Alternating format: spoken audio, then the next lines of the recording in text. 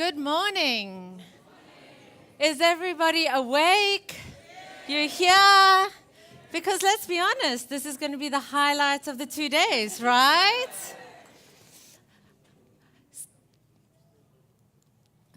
So my mom shared this with me, and actually, for those of you that don't know, my mom is in the audience. And not because she's my mom, but because she runs a really dynamic and very inspiring NGO that does some incredible work in this space. And when she first shared it with me, it said, do you read to disrupt your worldview or to confirm it? And I thought, actually, that's really relevant for travel. We've talked a lot about healthy tourism and the impact that it can have on communities. But what it can also do is have an effect on travelers by taking them out of their comfort zone, changing their perceptions, and challenging their worldviews, and hopefully by expanding it. And nowhere is that more relevant than right here in Langa, in Cape Town, in South Africa, and in Africa. And what we see is that there are often really, really incredible experiences that are overlooked by the formal tourism sector. And so they're not accessible to visitors. And what we're really trying to do with the Airbnb Academy is to give hosts a platform to make those experiences accessible by giving them the skills and tools to use the technology. So in a nutshell, the Airbnb Academy is a program that looks to give hosts and potential hosts the tools and the skills so that they can learn how to be successful on our platform. And what I want to share with you today is the following. Some context, because you may be going, why is Airbnb actually doing this? What our journey has been to date, some of our key challenges and learnings, and then also, where do we take it from here, which I know is the question that a lot of you have been asking. So we've talked a lot, and Chris has spoken about the fact that the Academy is part of a much bigger commitment to more inclusive tourism in Africa. What we've hoped to do with the Academy is, when we started a year ago, we did training for 15 hosts. This year, we've reached 15 communities, and by the end of the year, we hope to reach 200 hosts. And over the next 2 or 3 years, we want to be in 5 countries in Africa. And we're doing this because we believe in the power of tourism for social and economic empowerment. But more than that, we really do believe that inclusive tourism can be good business, specifically for us here in Africa, and good business that can deliver magical and transformative travel experiences, which are what we know that travelers are looking for. So ultimately, it should be good for communities, good for business, and good for travelers, because that's what they want. So we have some really bold ambitions for what this academy is going to be. We want to build it into a world-class entrepreneurship accelerator, one that enables thriving, empowered, emerging entrepreneurs by giving them tools and skills to succeed on our platform. We want to democratize the benefits of travel in Africa, and then ultimately we want to build something that is scalable and replicable, I can't even say that, replicable by others across the world. Easy, right? So we're very good at setting bold ambitions, but first, a caveat. We've actually only been doing this for 18 months. And so when I look at the collective knowledge and experience in the room, we are novices. But over the last 18 months, we have a really good idea of what some of the challenges are, and we've learned a huge amount. Enough to really believe in the power of technology to be able to bring more people into tourism, and to know that by identifying the right partners, we can start to solve for some of the challenges. So our journey over the last 18 months, it actually started right here in Langa in March 2017. Tony Alvin is sitting over there. You'll recognize him from the picture. He runs an NGO called Ekaya Langa, and he had been working with a group of homestay women who ran homestays in Langa, and we thought that if we could work with them to bring them onto the platform, we could give them much greater access to markets. Where are some of our Langa hosts? I saw Nombelelo over there. These ladies are really the pioneers and the first of our first township hosts in South Africa. What we then realized was that even though they'd come onto the platform, the technology was still a huge challenge for them. And so the next iteration, we started to think about how do we build a more robust training program.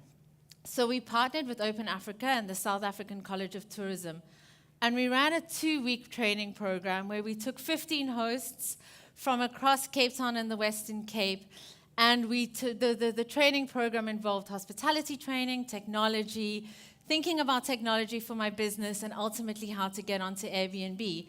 And this group of incredible men and women are the founders of Tirisanu, which is our first home sharing club in Africa.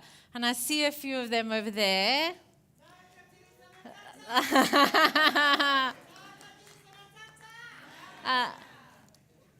But what we realized coming out of that training is even though we'd done quite an intensive training, a lot of the participants were women and they were older. I'm sorry, Maria, I'm calling you older, and I know that you are very, very young at heart. But the technology, even though we'd done the training, technology was still a huge barrier to scaling. And so we started to think, what if we could pair Maria up with her daughter Mimosa? By her own admission, Mimosa is always on her phone, and she loves technology. Mimosa could start to manage the online components, so the app, the communication, and Maria does the hosting and the offline component, which she does so well. And so from that, we started to think about co-hosting as a model. It also talked to youth as well as female empowerment. And so what we've been really busy doing this year is we've run a co-hosting pilot over the last 5 months to really test whether co-hosting could be a model to scale this. And we went pretty deep. We started with a demand study with the World Bank that Hermione's talking you through. We looked at what are the criteria that would set communities up for success. We did a feasibility study. We went into communities. We ultimately did a roadshow to try and recruit participants, and then we ran the academy. So over the period, with a relatively small team, we traveled over 2,000 kilometers. We visited 18 communities. We engaged with over 300 people.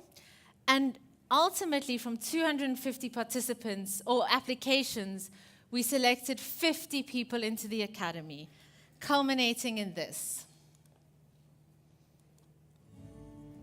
I've always loved tourism, and at the back of my head, I knew that when I retire one day, I would love to do tourism. I always tell people that our parents were facing a very different type of struggle from us. Now it's the economy part.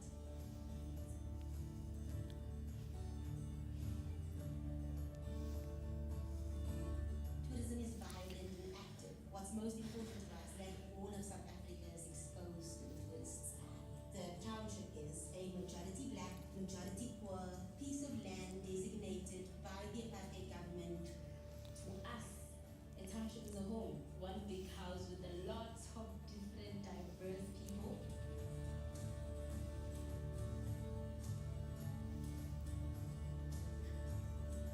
They've been home hosts, they've had homestays. The Airbnb platform was a new tool for them to get access to a larger market. One of the important parts of developing tourism in developing areas is that there's a large technology gap that needs to be overcome.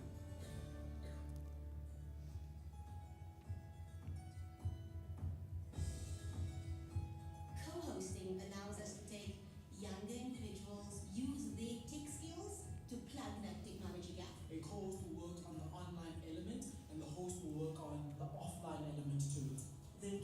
piece around training that works is that you draw on the collective experience in the room, because there's a wealth of experience in the room already. They gave you a great sense of how the platform works and how you could also envision yourself being part of Airbnb.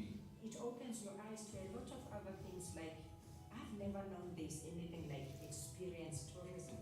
And I mean, we do have a lot of stories to tell. By the end of the program, they have created their own listing. They know how the app works, they know what they have to keep in mind.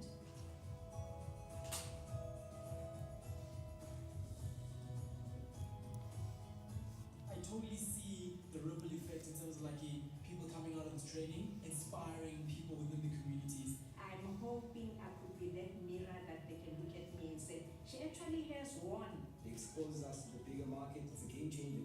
This is a perfect platform for me to give people an opportunity to become an active part, not only in the South African economy, but the global economy.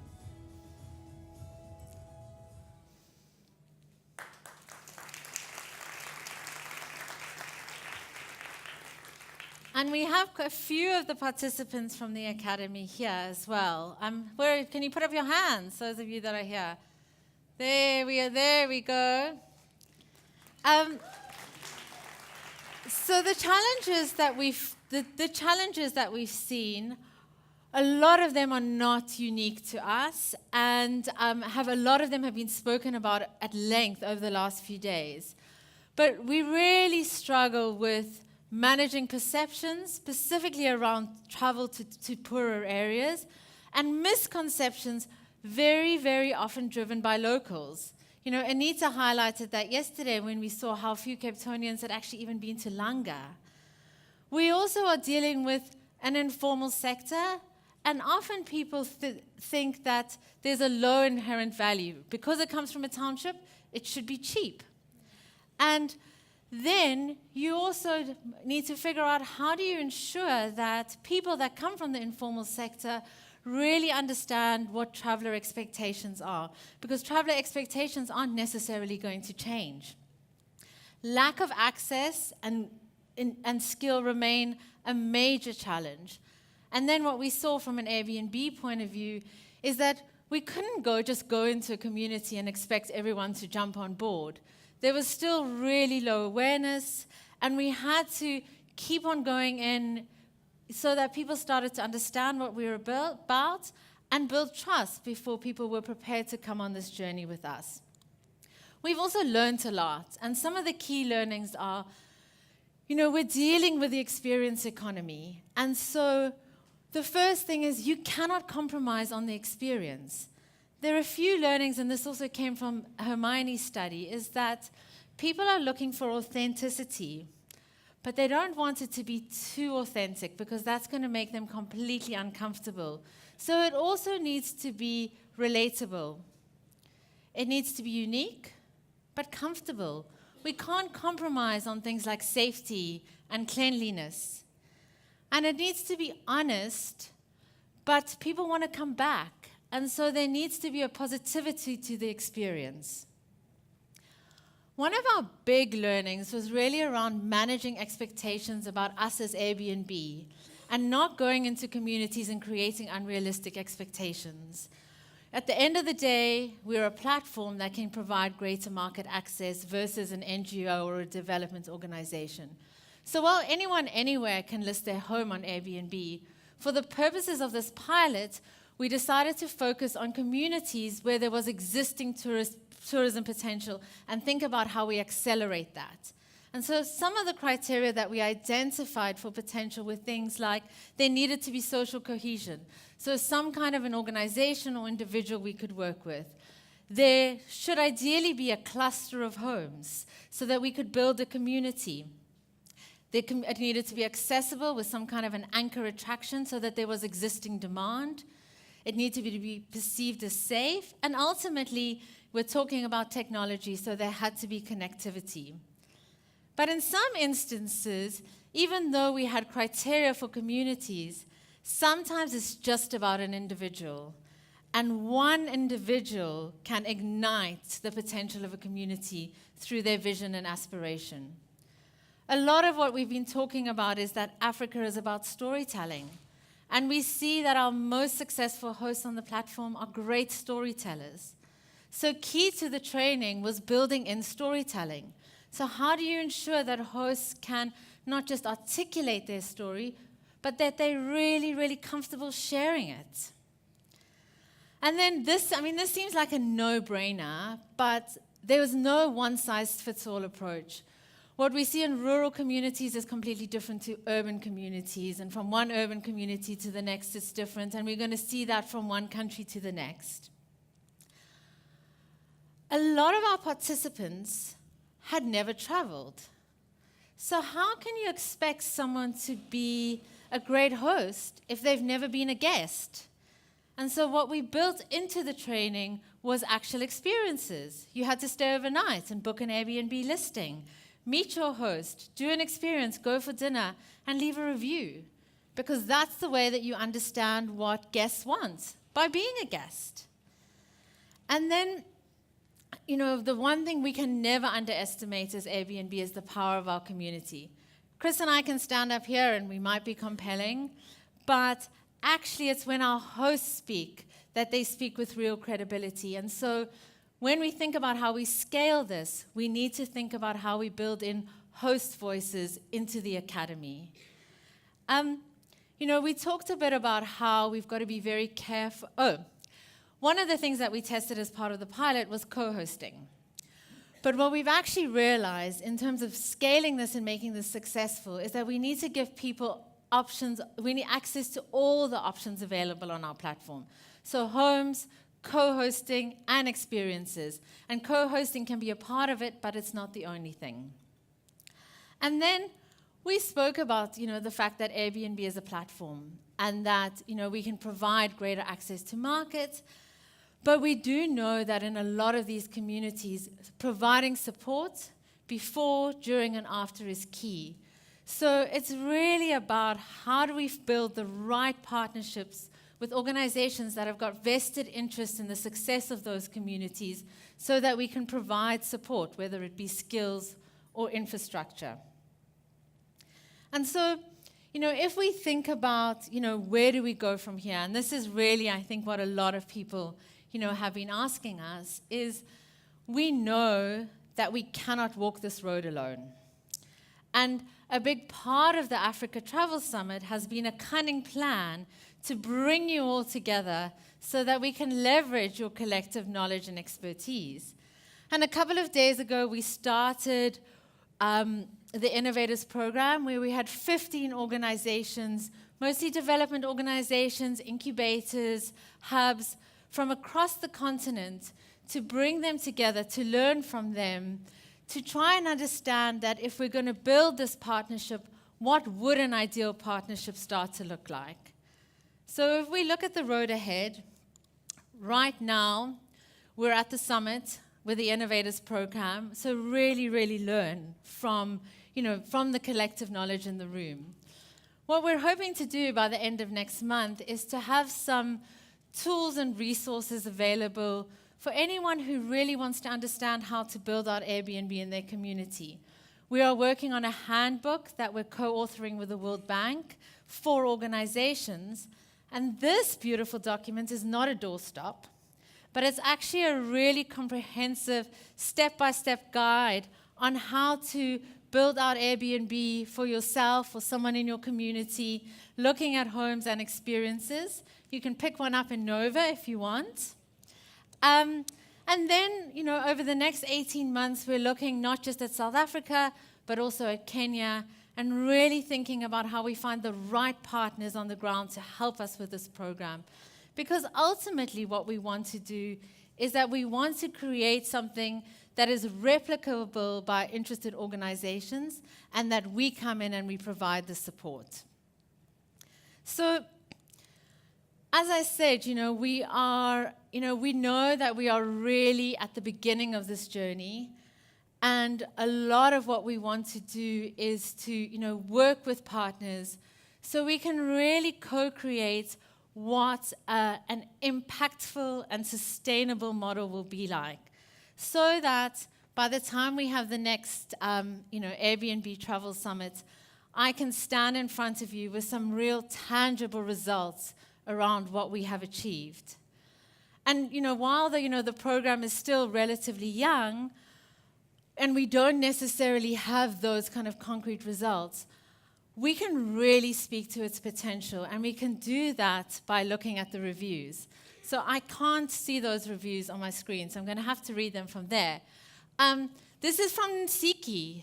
Despite the cold weather, Soweto was shining today, reflected through the eyes of someone who calls it home and who infused the day with contagious enthusiasm and a deep respect for the place that she comes from. This is truly the way to better understand a place, through the eyes of someone who lives it and loves it. And then we have Buntu and Ayanda, who were some of our first experience hosts. What Ayanda and Buntu are doing for their community is nothing short of incredible, as was the opportunity to spend some time with them, hear their story, and see a special type of community in a way that few outsiders have had a chance to. If you're considering this experience at all, do yourselves a favor and book it straight away.